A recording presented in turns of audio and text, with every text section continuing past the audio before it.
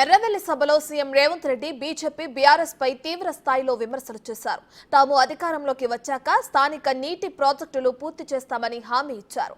DK అరుణకు Congress party అన్ని పదవులు ఇచ్చినా ఆమె పార్టీకి విధేయత చూపలేదన్నారు. గ్యారంటీలపై కేటీఆర్ కు తనదైన శైలిలో సవాల్ విసిరారు రేవంత్ రెడ్డి. జరిగిన అసెంబ్లీ ఎన్నికల్లో కాంగ్రెస్ పార్టీని ఓడగొట్టడానికి బీఆర్ఎస్ బీజేపీలు ఒక్కటైనరు.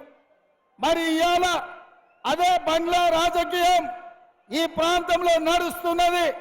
బంగ్లా రాజకీయానికి గుణపాఠం చెప్పి శాశ్వతంగా సమాధి కట్టి ఈ గద్వాల ఈ నడిగడ్డ కాంగ్రెస్ పార్టీ అడ్డ 3 రంగుల జెండా ఈ గడ్డ మీద ఎగరేయడానికి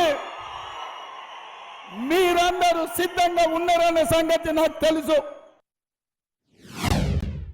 70 సంవత్సరాల తర్వాత మన పాలమూరుకి తెలంగాణకు నాయకత్వం వహించే అవకాశం వచ్చింది. మన ప్రాంతంలో పెండింగ్ ఉన్న ప్రాజెక్టులు ప్రధానంగా గట్టు కావచ్చు, తుమ్మిళ్ళ కావచ్చు, ఆర్టీఎస్ మోడర్నైజేషన్ కావచ్చు, ఎర్రవల్లి చౌరస్తా నుంచి రాయచూరుకు 4 లేన్ల రోడ్డు కావచ్చు, ఈ ప్రాంతం యొక్క అభివృద్ధి కోసం పాలమూరు రంగారెడ్డి ఎత్తిపోతల ప్రాజెక్టు పూర్తి చేసుకునే విషయంలో కావచ్చు, ఈ రోజు మనము కాంగ్రెస్ పార్టీకి అండగా నిలబడాలి.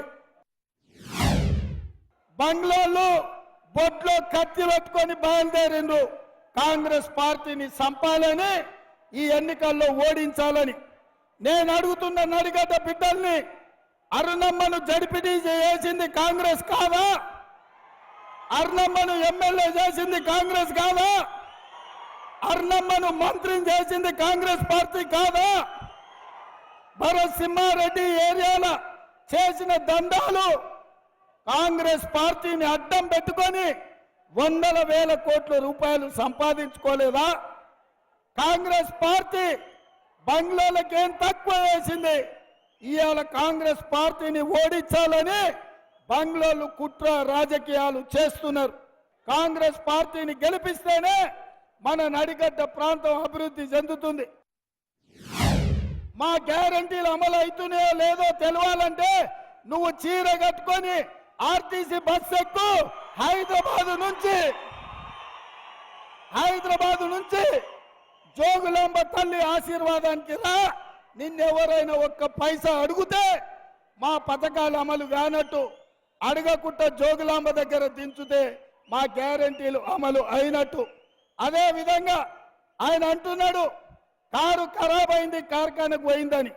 నేను అంటున్నా కారు ఖరాబ్ అవ్వడు కాదు, అనం జద్దది కార్ఖానా నుంచి ఇంకా రాదు, తూకానికి అమ్మాల్సిందే. జుమ్మరాత్ బజార్లో మీ కారు తెగ నమ్మాల్సిందే.